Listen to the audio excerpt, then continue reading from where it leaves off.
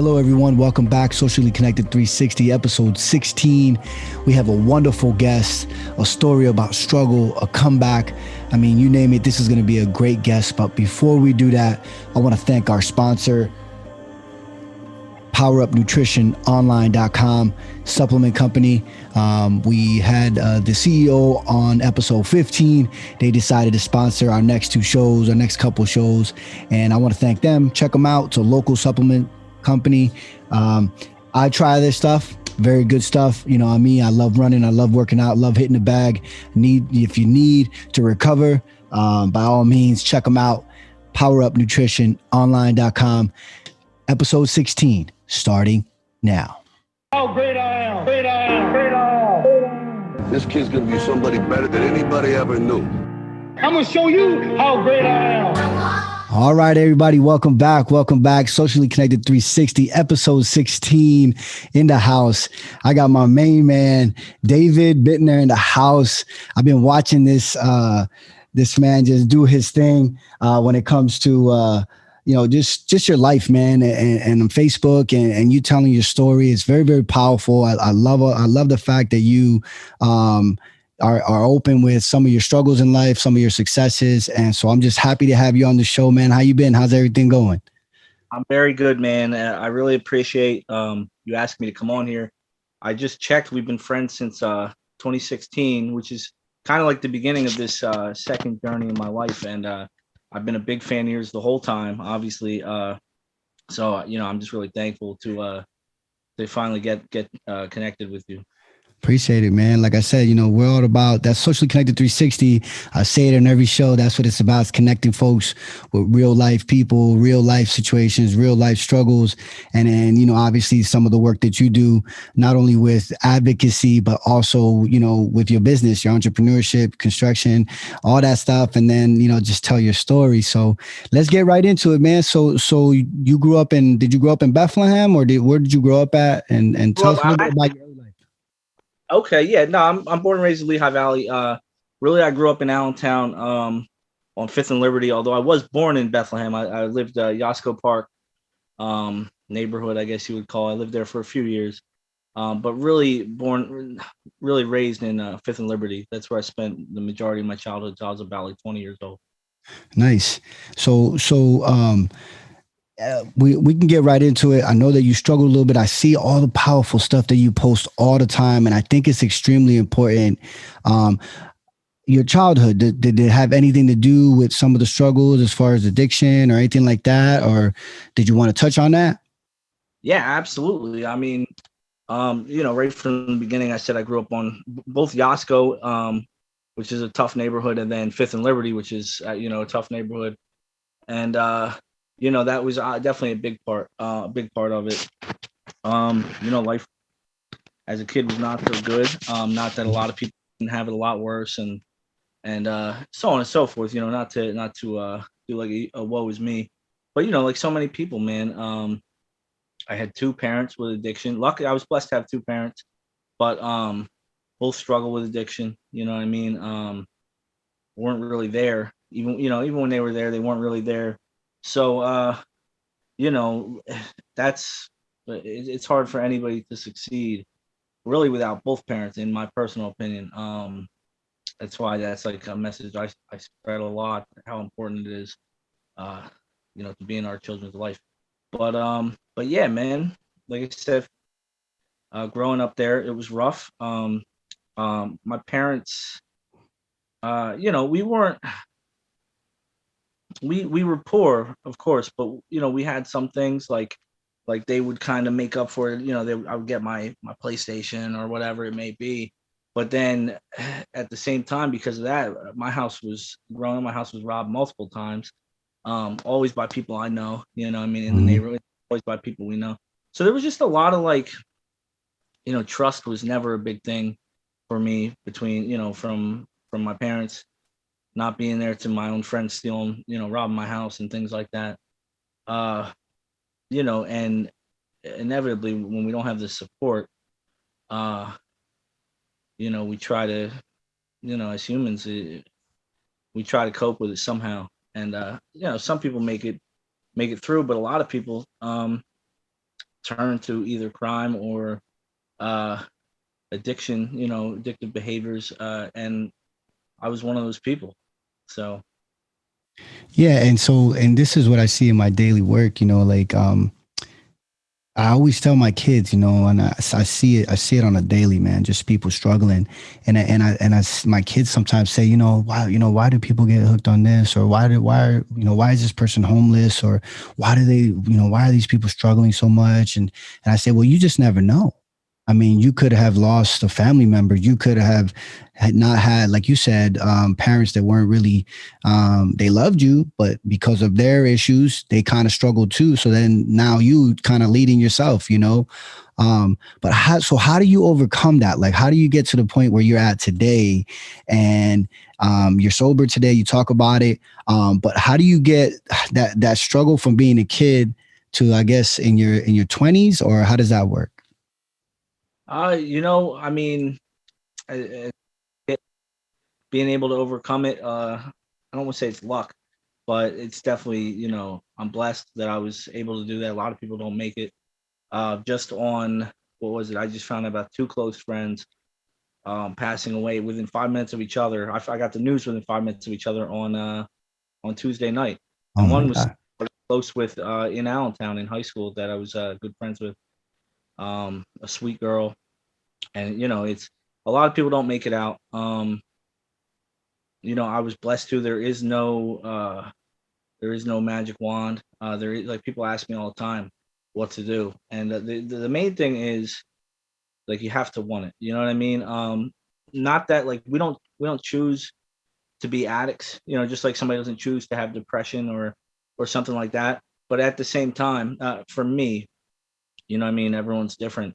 But just like I said, for the person that chooses not to that doesn't choose to have depression, you do have to make the strong effort to not commit suicide. Just Mhm. like people with addiction, you really have to make the effort. You know what I mean? The problem is, though, we have a disease that lies to us in our own language, in our own voice. What I mean? So, not that all people, I mean, people across the board do bad things all the time, and it's because they told themselves it was probably a good thing. You know what I mean? Mhm. So you kind of have to, first and foremost, you have to realize that you're doing wrong. You know what I mean? And that's hard to see sometimes, especially when you're in pain, or something like that. You know what I mean? Or some type of bad situation. Maybe, nobody ever gave you anything, and you think you deserve something. You know what I mean? To you, you're Mhm. not wrong. But I think that's what starts with, man. And there's no magic key. Definitely people, places, things. You know what I mean? Make sure you have to remove yourself from the negative environment. As much as that's the main thing. You know what I mean? It's like they say, sit at a barbershop, you're gonna get a cut eventually. You know what I mean? So there's a lot of uh, cogs to it, but it really starts with effort, and that I guess starts with admitting that what you're doing isn't working. Yeah.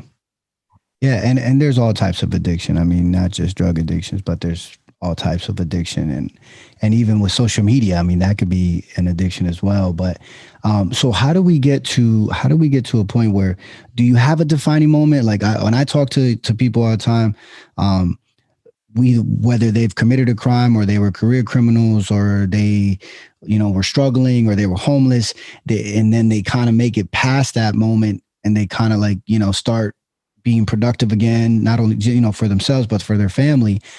Do you have a moment like that? Does something come to mind?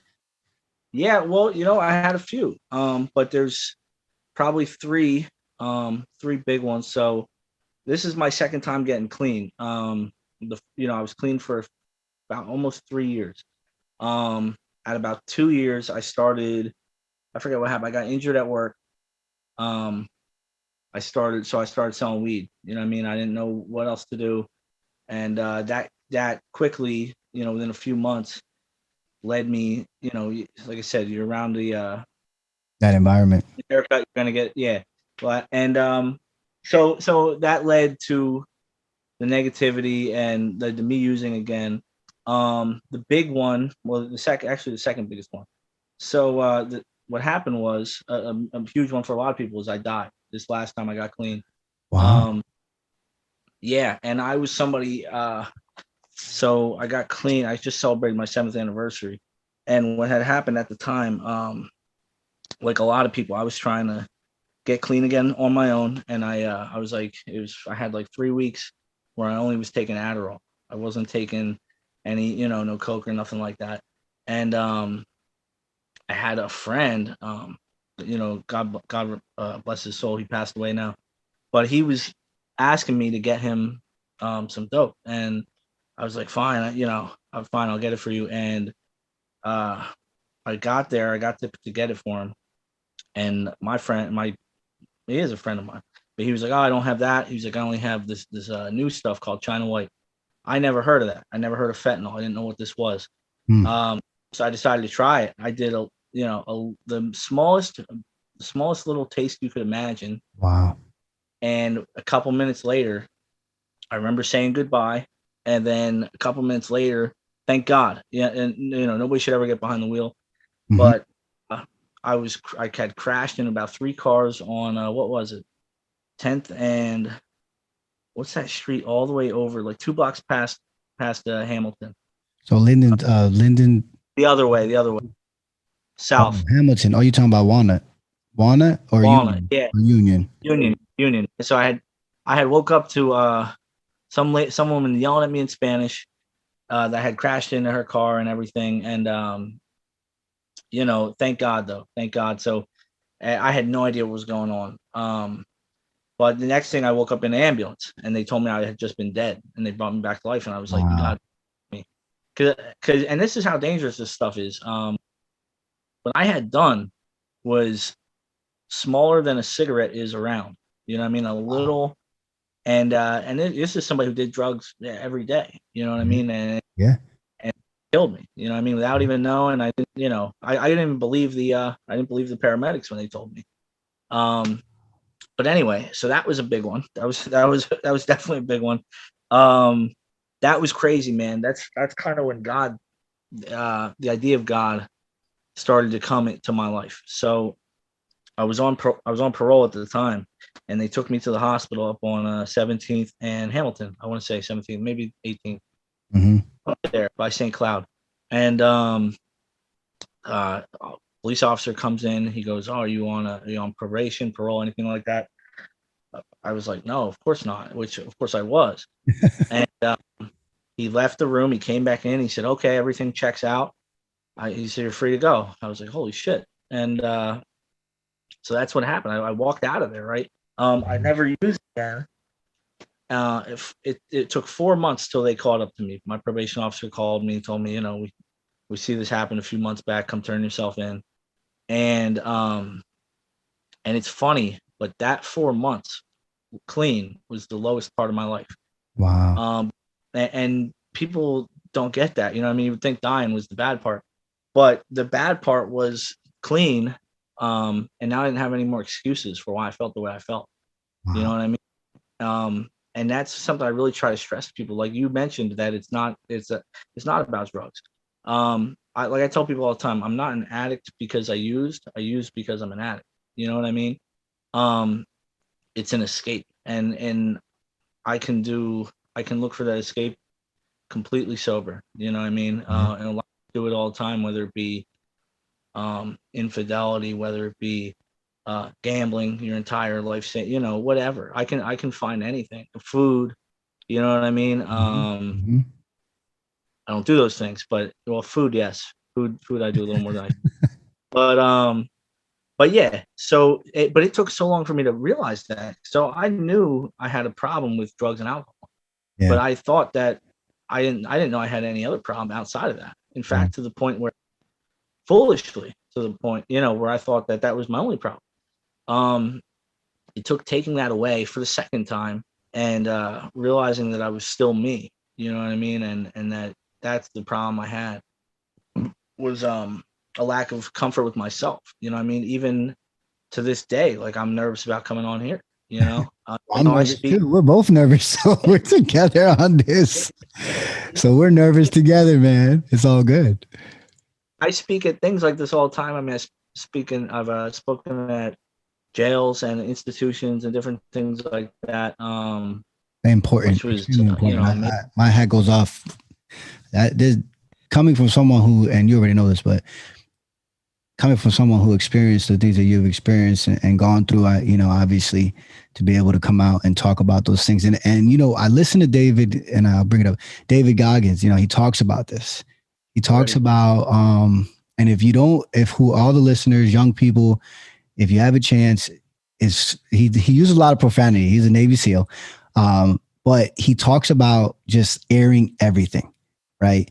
He's an open book, right? And when you become an open book, it's almost like you release all the struggles and obviously, because we all have stuff that we're ashamed of. But when you start to release those things, not only are you helping other people because they're learning from your struggle, they're learning from, you're helping those people, and maybe you're helping them in a way where they won't go through the same thing that you went through, but you're also helping yourself, right? Because you're speaking about these things, and every time, and I noticed that when I've done that, whether it's in my personal relationships or even at work, when I speak what I feel a lot better, so I commend you on that, man. Yeah, it's funny. It's funny that you bring that up because it's something that I talk about all the time. And I just heard somebody else say there, like, it's the only disease that that the cure is speaking about it. And that couldn't be more true, man. Because like everybody, I don't want to pretend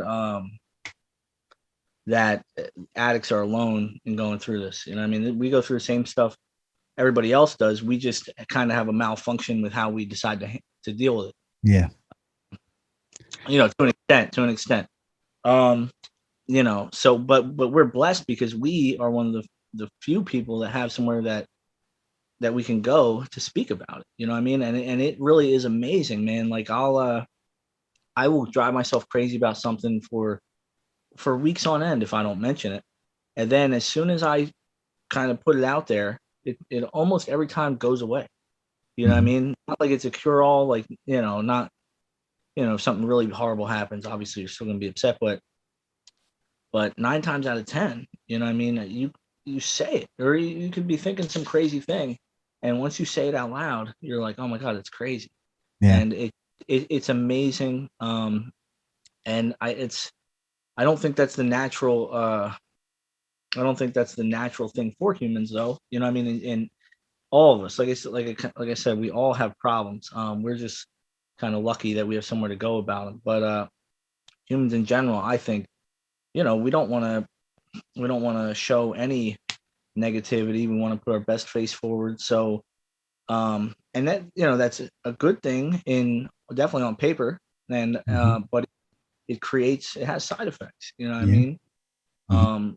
Of openness, just different things. Hiding problems is important if you're in the battlefield. You know what I mean? Maybe, but it's detrimental depending on maybe in your day-to-day life. Where people don't say anything. So just real quick before we get into like fast forward to your life now, which is great. I love seeing everything you're doing.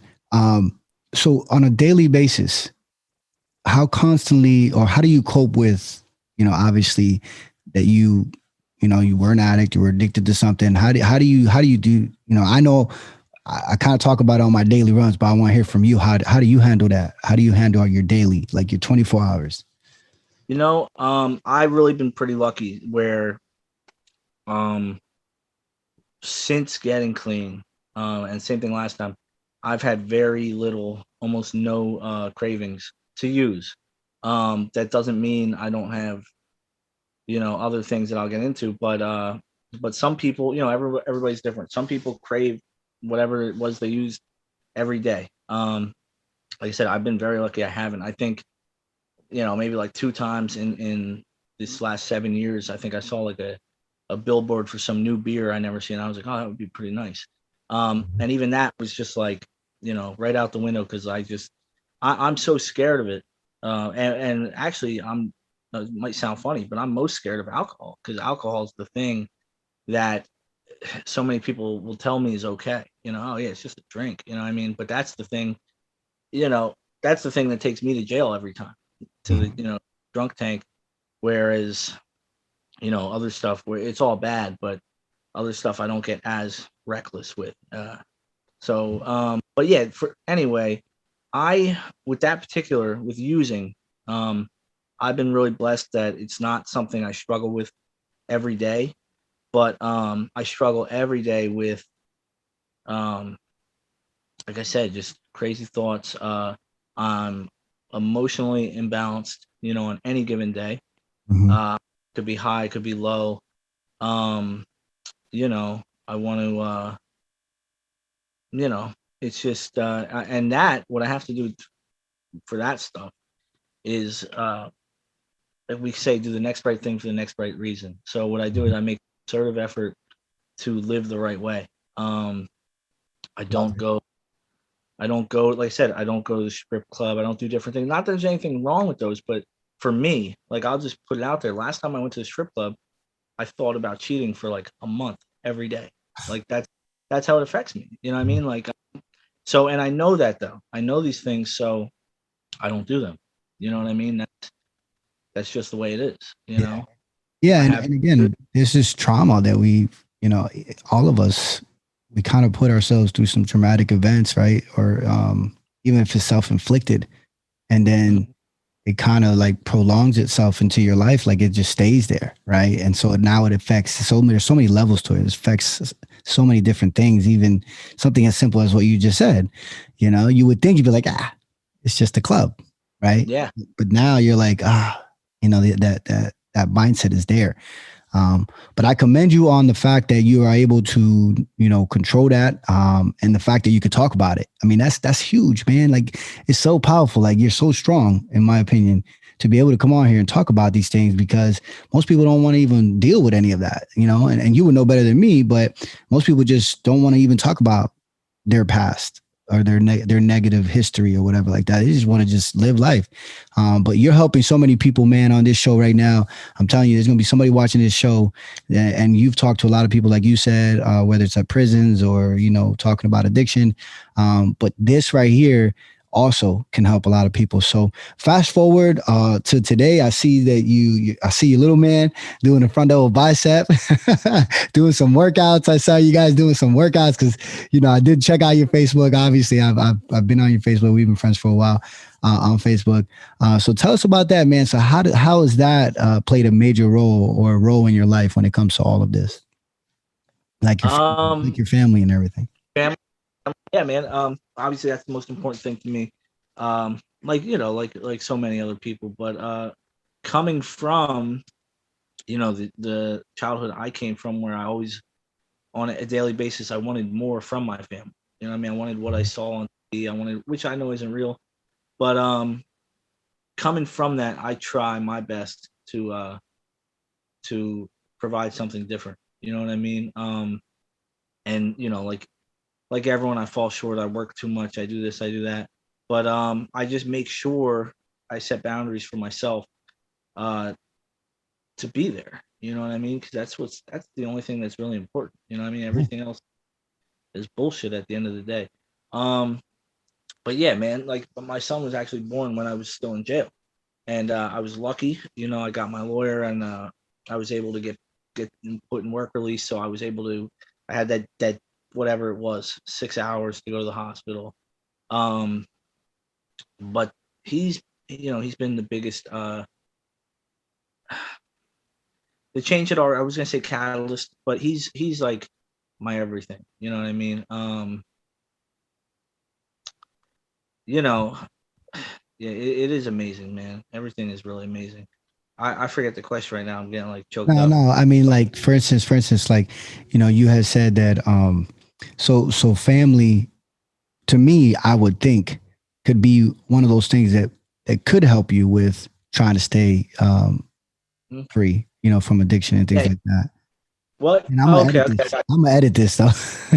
Okay. You No, can prop the no, I phone. You definitely know is. where to prop the Definitely. phone. I mean, they're the inspiration. At the same time, though, like they could be, so many families are the enabler. You know what I mean, for people with struggling with this, because they love you. You know what I mean? That happens. So there's a line to walk, but for me, man, yeah, definitely. Uh, so like I said, he was born when I was locked up. Um, and I just, I just decided to be, I made the choice to be different. And, I got lucky along the way. I think I was out of jail like a month, and guys I used to work with, they called me up and they were like, yo, we're meeting up with the union people. Cause I worked at a big company out of Quakertown, for not even for that long, for a little over a year before, my life took a different path with that injury. And anyway, I was out like a couple weeks, a month maybe, and they're like, "Oh, come with us to go meet the union people." Um, that just kind of like went, that turned my life around right from the gate. Because I'll be honest, my plan when I came home from when I was getting out of jail, I didn't know what to do. You know what I mean? I was a felon now. I had, for the first time in my life, I kind of felt like, okay, maybe I did screw up. You know what I mean? Because I was always the type of person I would get in trouble all the time, but be like, it's no big deal. It's no big deal. But this was the first time I was like, it is a big deal. I don't know what I'm going to do. And being 100% honest, my plan, the only plan I could think of was to grow weed. I was like, I'm going to grow weed. I'm going to sell weed. I'm going to save $100,000. And in the meantime, I'm going to figure out a way to go legit. That was the only thing I could really think of. And thank God, I didn't have to do that. Yeah. And this came along and I never looked back. It's been great. I've tried to get everybody I could, and I've been successful. I've actually gotten a couple friends that did long sentences upstate for decades. Well, not a decade or more, not decades because it'd be too old. I've gotten them into the union. It's so that's really been something I take great pleasure in, is helping people, showing people, because I feel like that's the biggest thing. Like I said earlier, how you have to have parents. Well, you can't just have parents. You know what I mean? Like you have parents to show you. You know what I mean? We have to have people that show us a better way. Yeah, you know what I mean? Because none of this can do this alone. Yeah. You know what I mean?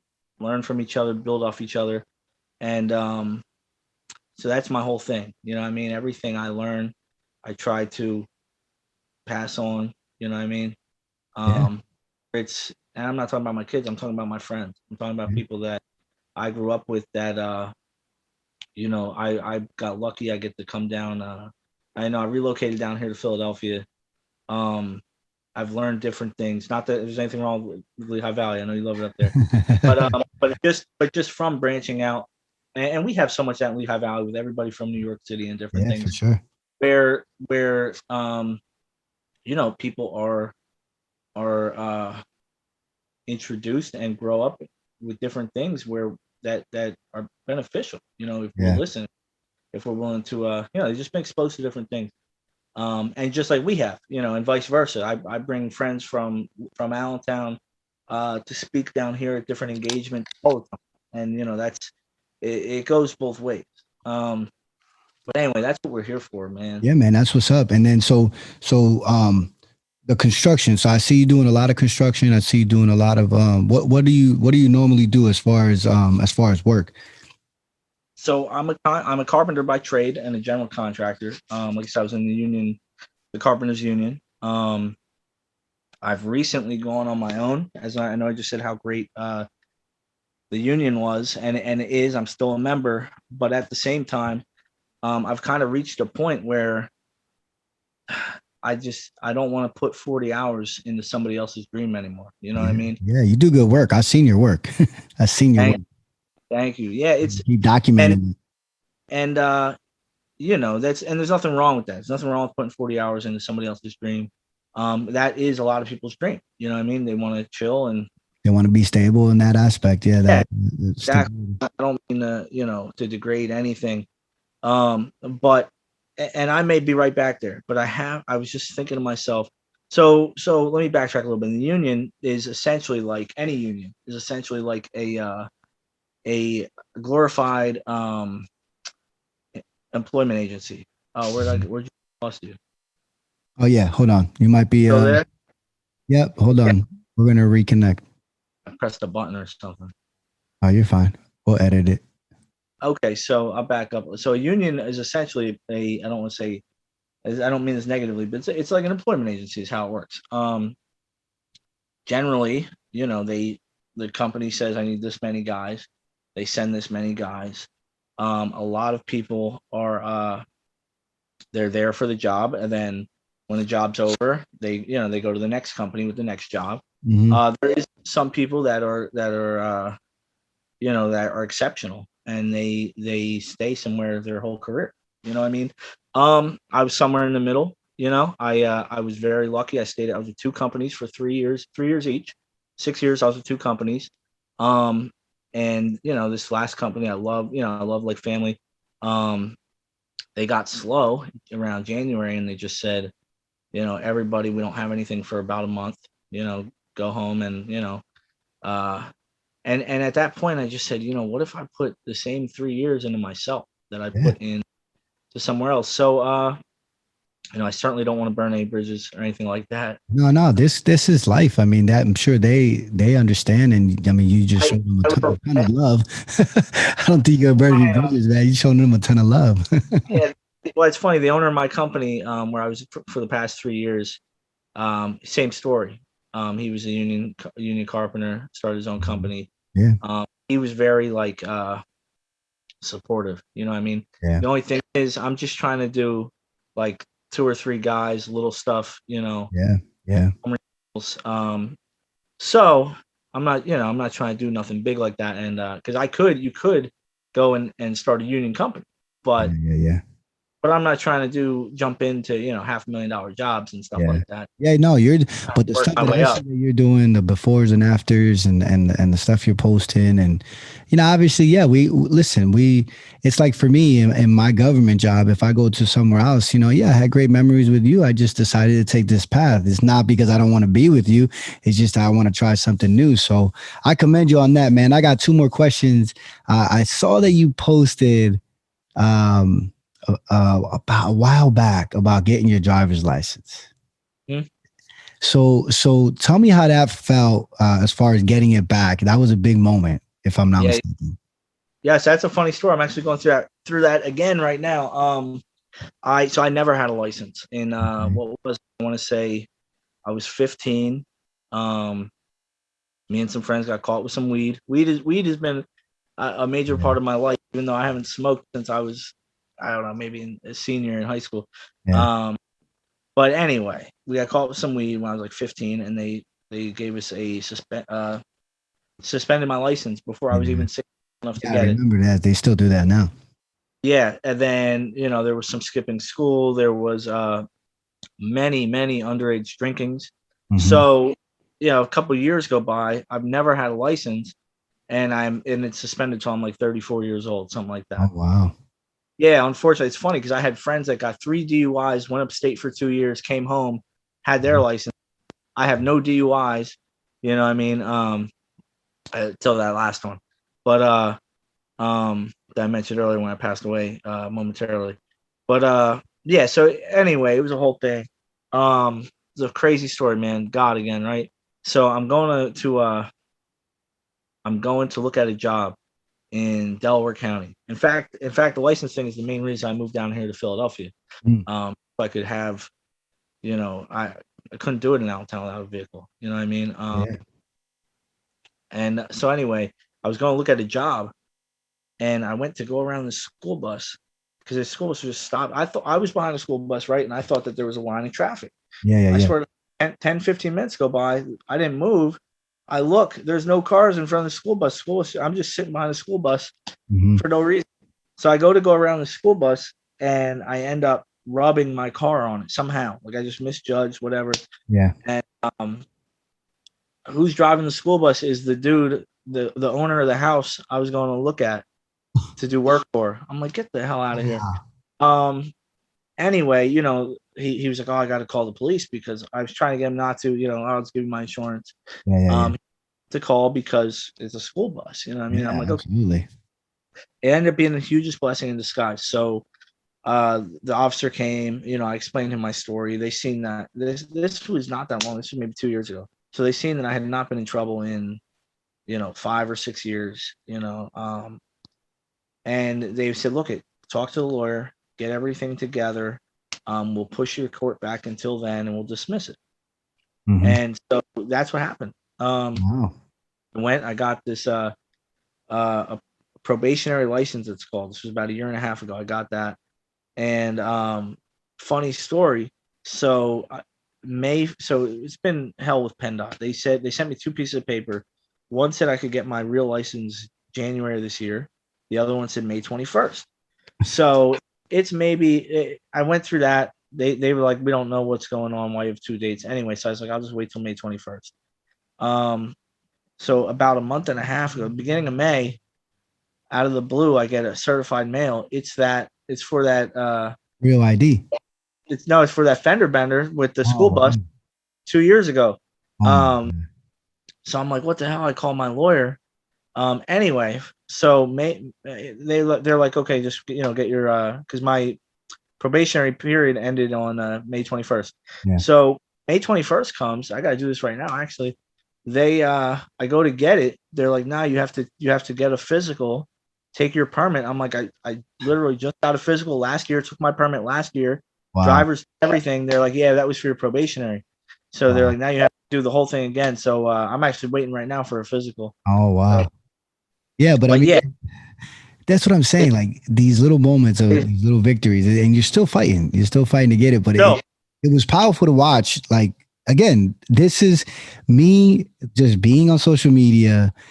And, I like a lot of your stuff. I try to like just say, hey, man, keep going. Like, I love it. I love it. Like, because it's real, right? A lot of times, people share all these different things, and some is fake. Some people lie. Some people share too much about their life. But those little victories like that, man, it warms my heart. And I know a lot of people are like, man, that's awesome, because we take a lot of that stuff for granted, right? Driving, how important. Oh, God. You know what I mean? It's like, I mean, to backtrack a little bit, like, and how I came to really like and follow you and everything. Because I try to show the same support. It's funny though, but for somebody that, I've never been a bad guy, but no matter how you look at it, I was a career criminal. It's just, like I said, no violent crime, no theft, that, but just, troublemaker, selling weed, whatever, my whole life. And so I was never really a big fan of police. You know what I mean? Yeah. Because you're embroiled in a culture and so on and so forth. Like when I was in in jail and around this time, when I got clean and so on and so forth, I just started to have like a huge respect for police. You know what I mean? And I kind of the truth is, we not that there aren't bad police, but oh, sure there are.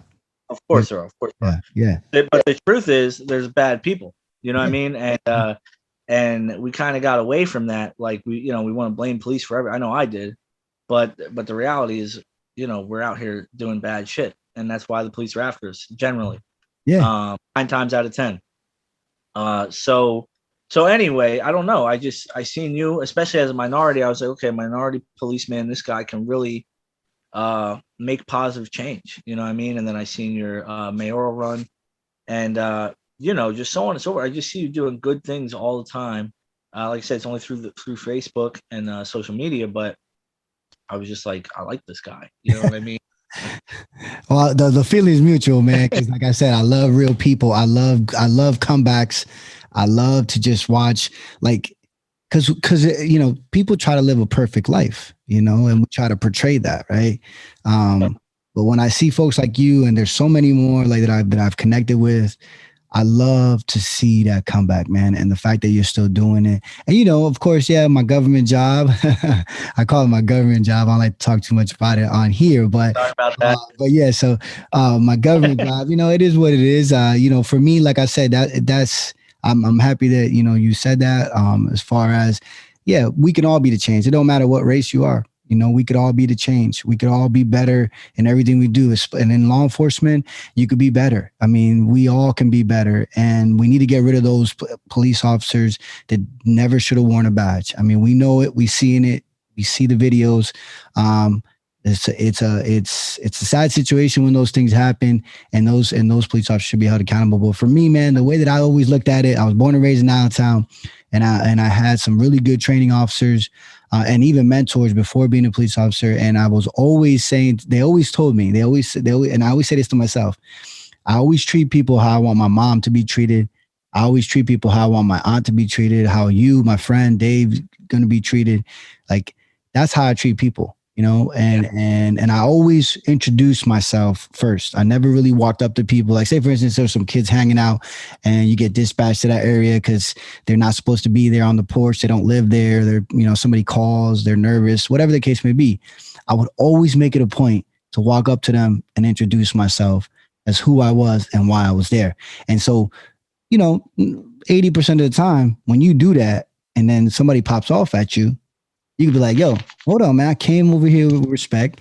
I told you who I was. This is the area I work. This is what's going on. So I'm just checking it out, man, and then that's where the communication comes in. So, but I appreciate you, man, for the comments and for the positivity on that aspect. One more question I ask all my guests. 19, Dave, what piece of advice do you give your 19-year-old self if you could? Damn, man. 19 was probably the worst year of my life, so that's a good question. That's a hell of a question, man, and it's hard to say. Just one piece of advice. I wish I read that in the show notes first. No, I don't even tell me that one. You know what? One thing is, all the shit you're chasing is gonna come. You don't need to chase it. Half the time we already have it. You know what I mean? It's right around us. We just don't see it. And you're already perfectly you. You know what I mean? And that tied with something I heard a million times. It's kind of the same thing. That happiness is an inside job. Heard that so many times. Didn't understand what it meant. Until I did. You know what I mean? So if there was a way to convey that there's nothing wrong with you. You're already good. You're not.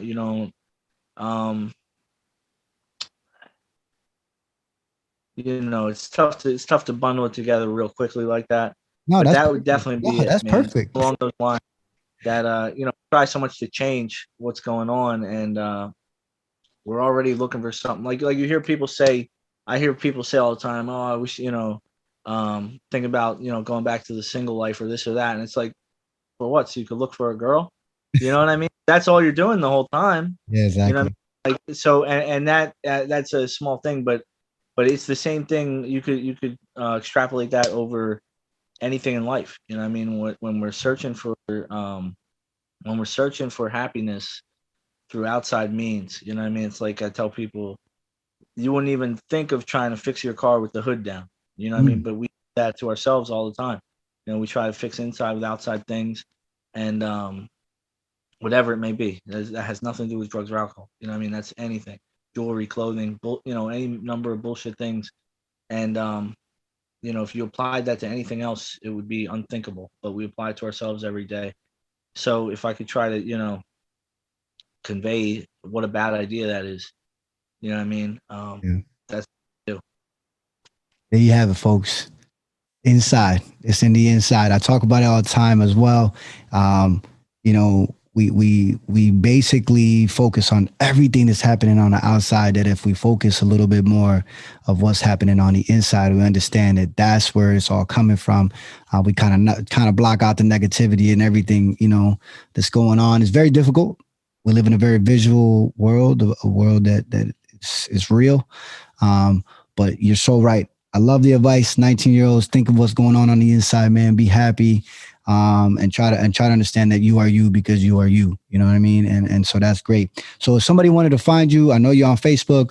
If they need some work, maybe in Philly or in some local areas, they can find you on Facebook. Yeah, absolutely. Just my personal page, David Bintner Jr. You could hit my website, 88contracting.com. I don't think it's LLC. It's just 88 Contracting. I'm almost positive. No, we'll plug it. We'll Google it. It'll pop up. yeah, man, I'd love to help people. If you're struggling, if you have, you know, a family member that's struggling, I'm really connected in the whole area from Lehigh Valley to down here, and then I know people, you know, maybe I don't personally know them, but I have friends that know people everywhere else. You know Yeah. what I mean? So I can try my best to help you, in some type of way, and that's, you know, that's obviously on the mental health side, but also, you know, my business. I'd love to help you out if you need a remodel, a deck, really anything. You know what I mean? Any type of contracting. Check out my page. Awesome, man. Awesome stuff. Well, there you have it, folks. David's in the house. I appreciate you, man. You know, your story is powerful. Like I said, I'm someone that, believe it or not, I look up to you, man. I look up to your strength. I look up to, you know, obviously the struggles that you've been through and then making a comeback. I love the comeback story. So, man, I appreciate you being on our show, episode 16. Thank you so much, man. Hey, it's my pleasure, man. Thank you so much. There you have it, folks. Episode 16 in the house. Like I always say, stay connected.